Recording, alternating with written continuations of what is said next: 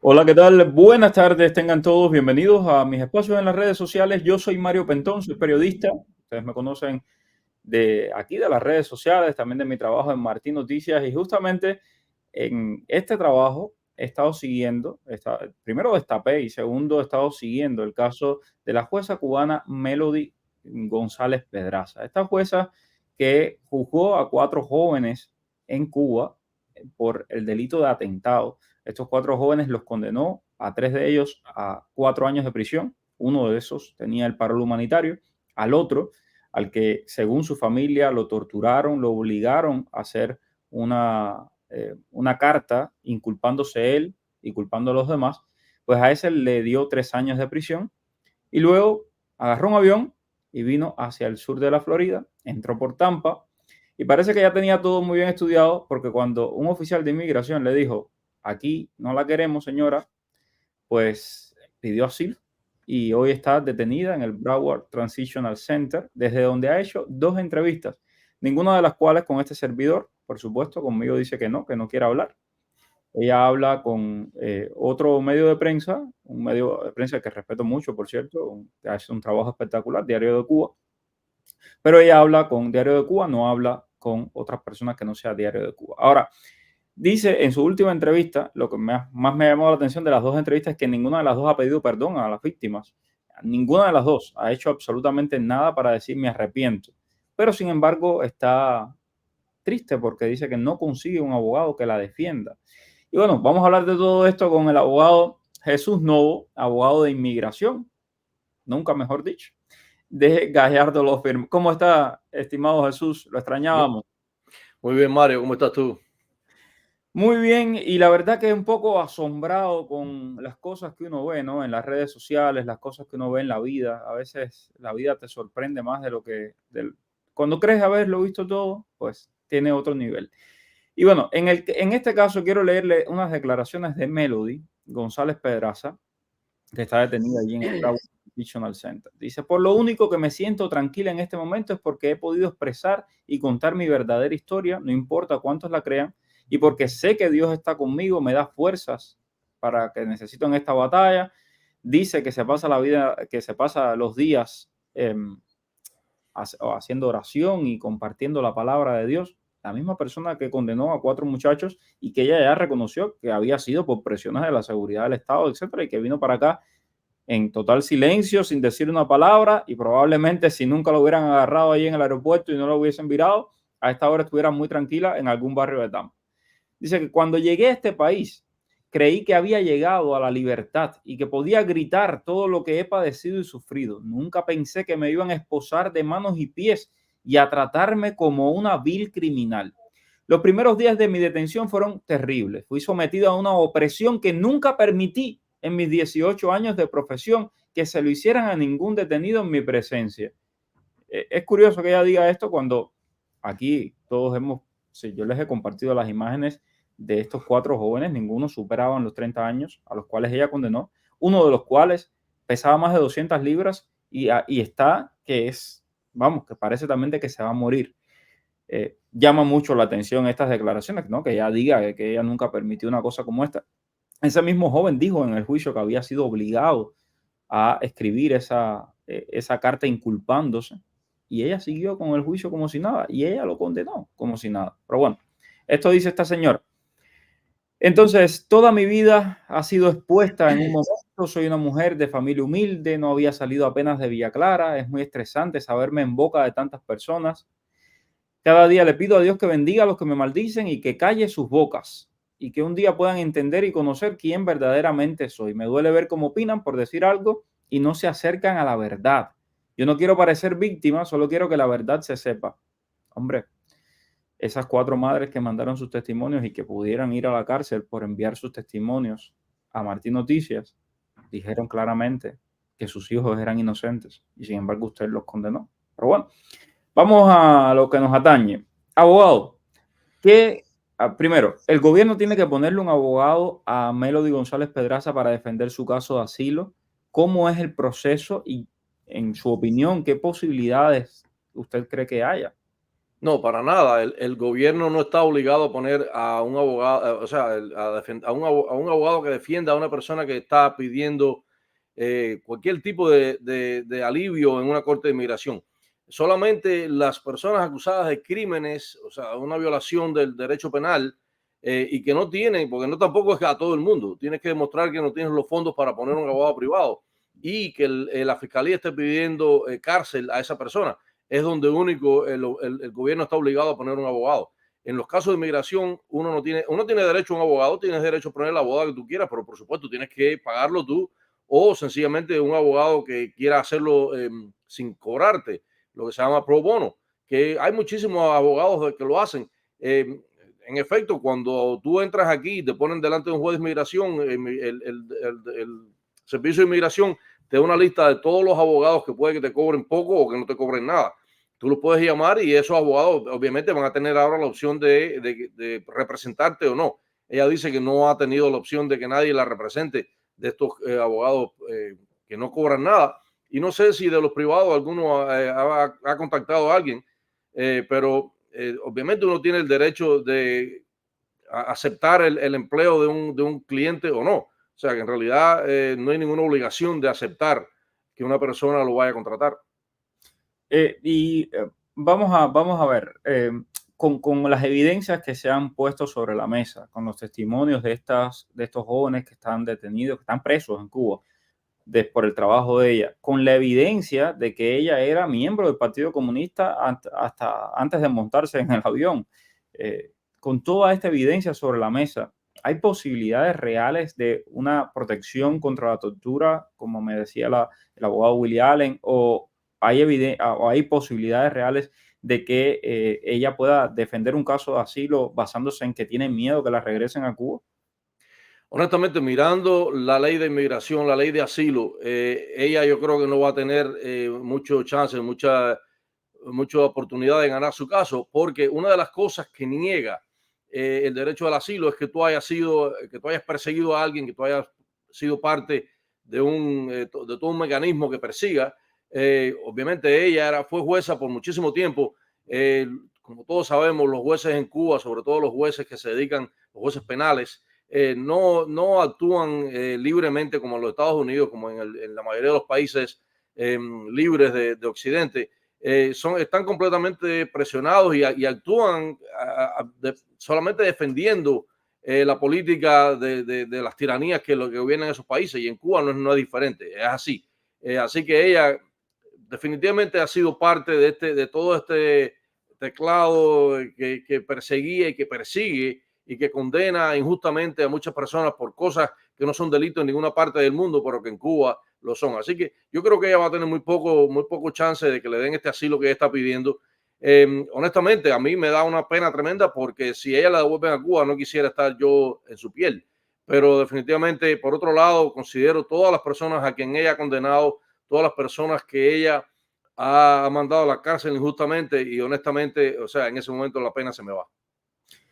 Es un caso sumamente polémico, este y otros muchos casos. Aquí yo he estado haciendo este trabajito y yo sé que al régimen cubano le molesta mucho de exponer cómo quienes pertenecen a esa cadena represiva, estoy hablando de gobernadores, estoy hablando de el mismo primer ministro, su hijo venía con parol humanitario. Por suerte se detectó a tiempo y le negaron el parol humanitario.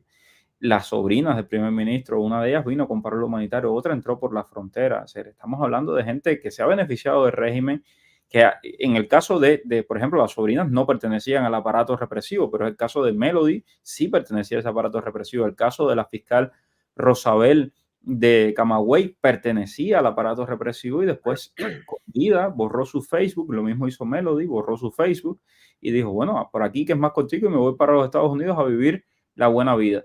Eh, y bueno, no es nada grato tener que exponer todas estas cosas y sentir, por un lado, la presión del régimen cubano que te trata de torpedear, y por otro lado, los otros personajes que desde aquí también le hacen el juego al régimen cubano, que también te tratan de torpedear. Pero mira, el trabajo de uno es reportar y contar lo que está pasando. Yo no soy quien para jugar a Melody ni a ninguno, sencillamente expongo los hechos como son. O sea, ahí está. Y nuevamente lo digo, me llama muchísimo la atención que ni siquiera por, qué sé yo, por congraciarse con la comunidad, ni siquiera por eso esta mujer haya dicho ni por un momento disculpas a esos 4 jóvenes que están presos en Cuba. Hoy están presos. Ella los sentenció y así a unos cuantos más. Incluso a uno que salió denunciando que ella lo había condenado por desacato, si no me equivoco, por las manifestaciones del 11 de julio, salió a decir de que eso era mentira y de que se había vendido por unas pocas monedas. Es realmente increíble, ¿no? Este tipo de lenguaje y que vengan a Miami y sigan con el mismo lenguaje. De verdad me sorprende, me sorprende.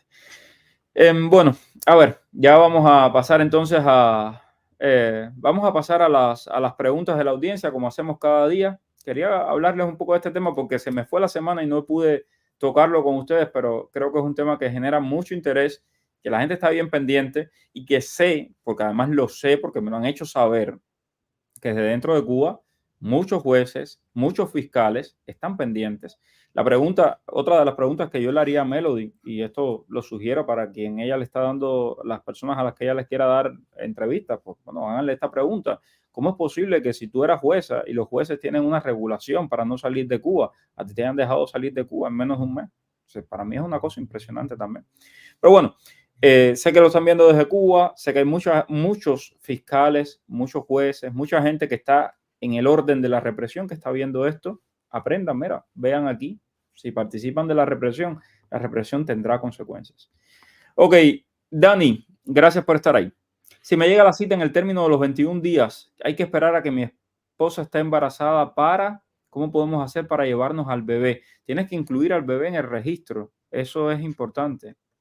Tienes que incluir al bebé en el registro. Por cierto, hablando del tema del registro y de la CBP-1, que sé que hay muchísimas dudas con esto, quiero compartirles la comunicación oficial con el tema de la selfie. Aquí está, lo tomo del periódico cubano, que tiene excelente cobertura con este tema. Todas las personas deben proporcionar una selfie en vivo que coincida con su foto de registro para confirmar las citas. Si no todas las personas están disponibles, debe crear un nuevo registro. ¿Qué significa esto? Que si te metiste en un grupo con 500 gente y esas 500 gente no aparecen a la hora de confirmar la cita, pues vas a perder tu cita. Eso es lo que significa. Entonces, ojo y más claro, ni el agua. Ok, seguimos. Vamos a ver por acá. Muchísimas preguntas, muchísimos comentarios del tema de la jueza. Vamos a ver preguntas. Vamos a las preguntas. Apliqué hace 5 meses con Parol. Con Parol, soy cubano. ¿Cómo sé si me ponen fecha de corte? He llamado a la línea de la corte y me dicen que mi expediente no ha llegado al Tribunal de Inmigración. ¿De qué otra forma puedo saber? Bueno, Giovanni, hay una forma que nosotros los abogados sabemos porque tenemos acceso al sistema de la Corte de Inmigración.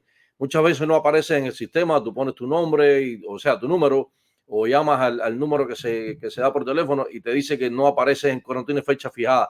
Sin embargo, sí estás dentro del sistema de corte y eso, por supuesto, impide que UCIS te pueda dar o pueda considerar tu aplicación de residencia. Yo lo que te aconsejo es eso, que busques, como te digo, todos los abogados tenemos acceso a esto, así que puedes buscar un abogado y preguntarle sencillamente sin ninguna obligación si es que tú apareces o no apareces en el registro de la corte. Soy I-220A sin corte, mi hermano ciudadano. Al ponerme una petición I-130, esta petición podría esperar aquí mientras se aprueba. Y otra pregunta, necesito una visa del boletín, incluso ya estando en Estados Unidos. Raizel, si tu hermano te puso la petición, quiero que sepas que esas peticiones están demorándose como 17 años. No sé cuándo fue que te la puso, pero aún cuando, vamos a suponer que no fuera tu hermano, aún cuando fuera, digamos, tu esposa ciudadana americana o tu hijo mayor de 21 años ciudadano americano, de todos modos no puedes ajustar estatus porque no has hecho una entrada legal al país. Así que eso no te va a servir de mucho. Te serviría quizá para cerrar tu corte si la tuvieras, pero en esto me dice que no tienes corte. Así que en realidad yo lo que haría sería aplicar, si eres, o sea, no sé si eres cubano o dónde es que eres, pero si eres cubano, aplicaría la ley de ajuste sin ningún tipo de problema. Mira, este es el tipo de cosas que de verdad dejan a uno desconcertado. Mario, tengo un primo mío que es cubano y llegó a Estados Unidos por parol. Él cuando pase el año quiere irse a vivir a Cuba, pero seguir viajando a Estados Unidos. ¿Eso se puede? Se aplicó para asilo en algún momento, lo más probable es que vaya a tener problemas. Obviamente, eh, cuando tú vienes con el parol, la idea del parol siempre era, ¿no?, que las personas llegaran a los Estados Unidos y pidieran asilo. Obviamente, o quizás era un parol humanitario, a veces eran otras razones, pero en realidad de Cuba la idea era esa siempre. Si se quiere ir a vivir a Cuba una vez que sea residente, va a tener que estar consciente de que no puede estar fuera del país más de 6 meses porque va a perder su residencia. Pero más allá de eso, bueno, o sea, tiene su libertad, puede hacer lo que quiera. Exacto. Soy 220A con corte, pedí mis follas. Cuando decía el miedo creíble, el statement, a ver, bueno, no sé ahí, abogado, no sé si entienda un poquito qué es lo Sí, que significa eso. básicamente esto es una casilla en que le preguntan a la persona si tiene miedo de regresar a su país y entonces la persona dice, sí, yo tengo miedo, pero eso no es suficiente. O sea, obviamente casi todo el mundo va a decir que tiene miedo de regresar a su país. Después tienes que dar las razones por las cuales tienes miedo y en eso es en lo que se basa de que tu miedo creíble a ser aceptado o no. Pero en realidad eso no significa absolutamente nada. Sencillamente dice que sí, tú reclamaste tener un miedo a regresar a tu país, pero luego que te hayan aceptado eso, no, ya habría que seguir viendo la entrevista de Miedo Creíble, que es lo que decía. Tengo a mi prima con una I-220B, lleva 4 años en el país, renovando su permiso de trabajo todos los años. ¿Qué puede hacer, abogado? Hay que ver por qué tiene esa orden de deportación, si fue porque no pudo probar su asilo o si fue por alguna otra razón. Obviamente hay cosas que se pueden hacer, se puede tratar de reabrir ese caso. En caso de que no haya ninguna razón para reabrir el caso, pues entonces se podría pedir un pare de esa deportación, porque obviamente corre el peligro de cada vez que va a ICE para ese reporte la detengan y la envíen hacia su país. Hemos tenido casos de personas que han ido a reportarse y lo han detenido. Hemos tenido entonces que correr a esa hora a hacer el pare o lo que se llama el stay of removal, que eso obviamente es preferible tenerlo ya hecho antes de ir a la cita que hacerlo en el momento en que te dejan detenido. Aquí tengo a Ñañi que dice que la mandaron justamente a esa cita de ICE y que si puede ir con alguna abogada a esa cita. En realidad puedes ir con un abogado, pero no te va a servir de mucho más allá de que el abogado pueda hacer argumentos a tu favor, pero si es que le dejaran. En realidad, tú eres en ICE, recuerda que ICE es la policía y es la policía de inmigración, o sea que básicamente si tú no tienes, si no eres residente o no eres ciudadano, vas a tener muy pocos derechos delante de ellos. Así que hay que tener mucho cuidado. Sí, puedes llevar al abogado, pero de veras no te va a servir de mucho. ¿Responderá USCIS algún día a todos los I-220A que llevamos años esperando respuesta a la I-485, abogado? Esperemos que sí. Yo lo que la experiencia que he tenido de todas las cosas en cuanto a inmigración es que en algún momento ellos deciden que no pueden continuar con esta incertidumbre y le dan el derecho a todo el mundo a aplicar. Eso pasó cuando el Mariel, la gente que le habían dado un estatus de entrante no les permitían aplicar a la ley de ajuste hasta que en algún momento se decidió, más allá por una cara que por otra cosa, que había que darles la oportunidad de que aplicaran. Yo considero que con la I-220 va a pasar algo parecido a pesar de esa decisión de la Junta de Apelaciones de Migración. Mi hijo llegó hace 3 años con I-220A sin fecha de corte y aplicó asilo. ¿Él debe esperar por su residencia o cree que no se la otorguen? De nuevo, UCIS dijo en una reunión del año pasado, en diciembre, que ellos estaban considerando los casos caso por caso cuando las personas aplicaban a la ley de ajuste si no tenían corte. O sea, que mientras que UCIS tuviera jurisdicción, ellos iban a considerarlo caso por caso. ¿Cuál era el criterio que estaban usando para algunos concederle la residencia y a otros no? Honestamente, nunca lo dijeron, pero yo considero que vale la pena aplicar. Uno, o sea, no tienes nada que perder en realidad.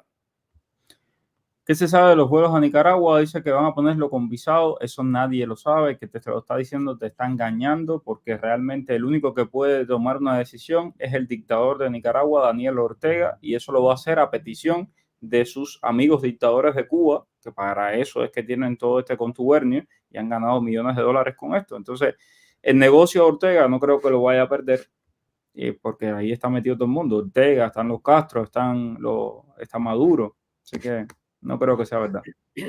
Ok. Vamos a ver, llevo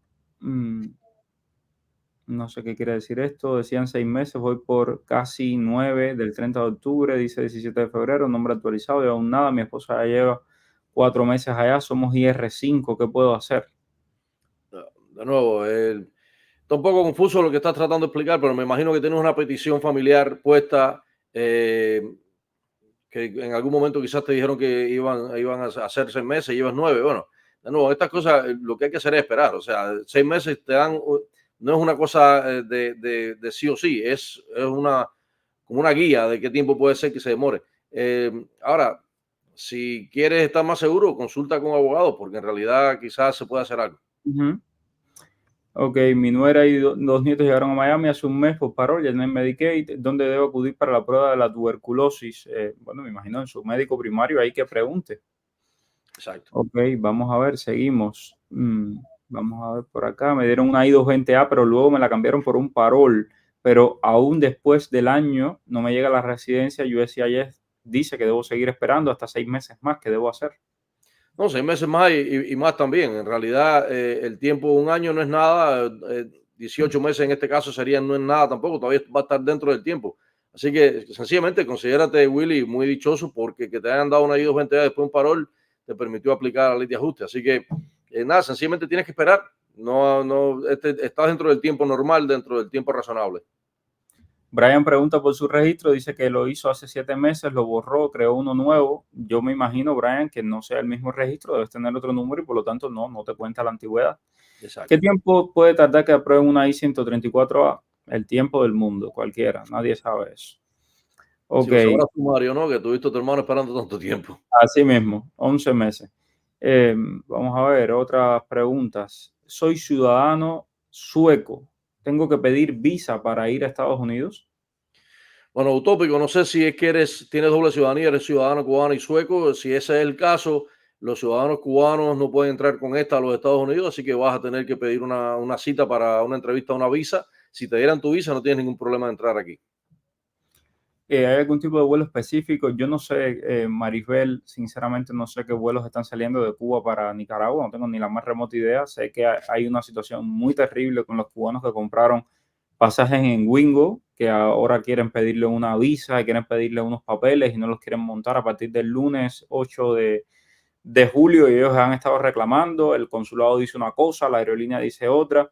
Los de Avianca compraron vuelos y a la hora de la hora Avianca no empezó a volar y muchos han perdido cantidad de dinero con todo esto. La gente está pasándola muy mal porque, por un lado, hay presión del gobierno de los Estados Unidos para que no siga este puente aéreo hasta Nicaragua y, por otro lado, pues hay mucha gente estafando a los cubanos porque saben de que no hay un Estado que los defienda, de que no hay justicia, de que no hay nada, porque eso es un no país, es un desastre.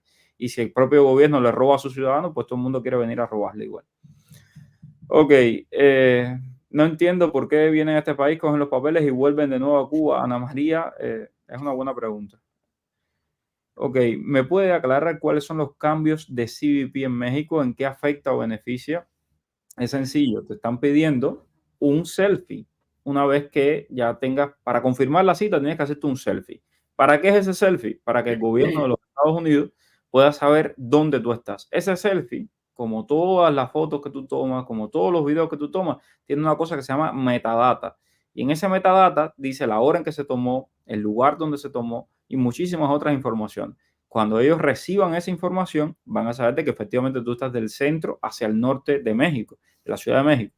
Y entonces, como tú estás del centro de México hacia el norte, pues puedes pedir el CBP-1. Si estás hacia el sur o estás en otro país, ni sueñas que te van a dejar confirmar la cita. Eso es lo que hay. Ok, vamos a ver, seguimos por aquí. Deja ver, tengo muchísimas preguntas en Instagram. ¿Qué me puede decir sobre el Internet gratis para Cuba? Música, no tengo ni la más remota idea del Internet gratis ese para Cuba. Eso es, eh, bueno, hubo muchos proyectos de ley, muchas intenciones, pero a la hora de la hora nunca se ha concretado. Tengo entendido por las personas con las que he hablado sobre este tema que costaría bastante dinero y no se ve una intención política para hacerlo. Ok, seguimos. I-220A sin fecha de corte en el sistema sin fecha de corte en el sistema, pero sí en papeles de frontera para abril del 2025. ¿Debería aplicar a mi residencia? Como digo siempre, si estás convencido o convencida de que no estás en corte, de que no estás en el sistema de corte, mi consejo es que apliques, claro, que apliques, aún cuando tengas una I-220, apliques con UCIS. ¿Qué puede pasar? Lo peor que puede pasar es que UCIS te niegue tu residencia. Y eso no es fatal. O sea, después pueden haber otras cosas que se pueden hacer. Ahora, eso sí tienes que estar convencido de que no estás en el sistema de, como te digo, el hecho de que no aparezcas no quiere decir que no estás en el sistema. Si en una opción es ir tú mismo a la corte y preguntar, y ahí te van a decir si apareces o no. Pero si no aparece, definitivamente debes aplicar. Melissa me pregunta en Instagram qué hacer con un grupo de viaje que algunas de las personas recibieron el paro humanitario y ya se fueron y están en Estados Unidos. Un grupo de viaje, un grupo de esto, un registro del CBP-1. ¿Qué hacer? Lo dice claro ahí. Todas las personas deben proporcionar una selfie en vivo que coincida con su foto de registro para confirmar la cita. Si no todas las personas están disponibles, debe crear un registro nuevo. Lamentablemente, has perdido tu registro, debes crear un registro nuevo y empezar de cero. Es así. Ok, sigo por acá. Vamos a ver, dice, por favor, ¿me puedes aclarar? Esto es lo que ya habíamos leído. Bueno, esta no es la fiscal, esta es la jueza. Pero bueno, igual, seguimos por acá. Saludos, hola I-220A, sin fecha de corte en el sistema. Este es el que había leído también. A ver, pobres, bueno, esto es sobre la fiscal. Fui a contratar un seguro de salud privado y me pregunta si soy residente legal en Estados Unidos. En mi caso, que tengo parol vigente por un año, ¿cuál sería la respuesta?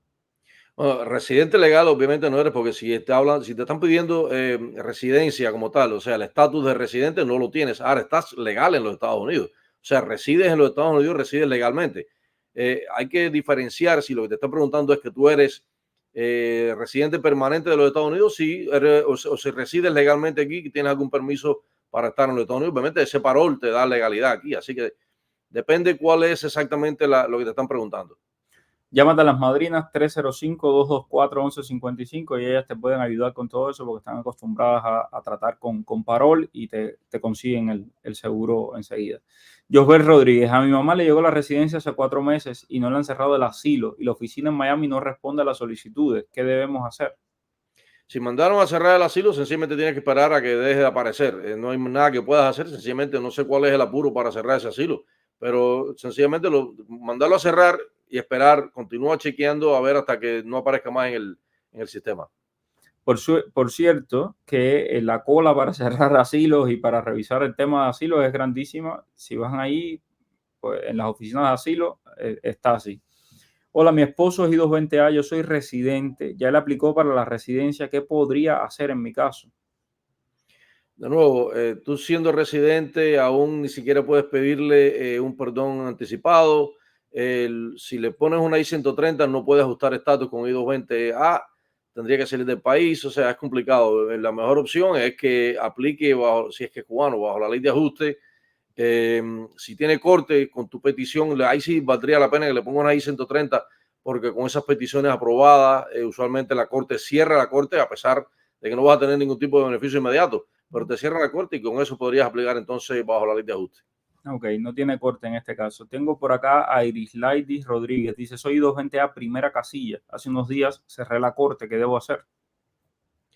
Ok, de nuevo, con I-220A aplica con UCIS sin problema. Lo que me extraña es que sea I-220A primera casilla, porque usualmente las personas que entran y son admitidas le dan un parol o le dan algún tipo o sea, pero sí, definitivamente aplica con UCI. Si tiene la corte cerrada ya, aplica con UCI.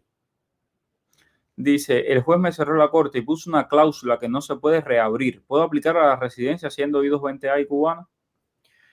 No entiendo cómo que no se puede reabrir, o sea, pero definitivamente teniendo la corte cerrada, pues volvemos a lo mismo, puedes aplicar bajo la ley de ajuste, no tienes corte, UCI va a tener jurisdicción, así que no hay problema. Ok. ¿Cuánto tiempo puede demorar el cierre de corte para una persona que entró al país con CBP-1? De nuevo, bueno, ok, si entraste con CBP-1 y te dieron la corte antes del año un día, voy a asumir que eres cubano y que por eso quieres cerrar la corte. Eh, hay algunos jueces fuera de Miami que te van a cerrar la corte. En Miami la mayoría te lo cierran, pero sin embargo lo que es más prudente en estos casos es ve a tu corte, pídele al juez ahí en la corte que te cierre la corte. Si no te la cierra, lo es probable que te den para una fecha posterior a tu año y un día. Aplica a tu residencia, teniendo CBP-1, eres primera casilla, UCIS tiene jurisdicción, no tiene ningún problema que tengas corte. Cuando te dé el recibo de que ya, o sea, la notificación de que han recibido tu aplicación, sencillamente con eso le puedes mandar de nuevo la aplicación, una moción a la corte para que te la cierren, porque en realidad no hay sentido, no tiene ningún sentido de que tú continúes en corte cuando ya vas a obtener un beneficio con UCIS. Soy I220A con corte, mi hijo es ciudadano americano, ¿me puede ayudar esto en algún momento?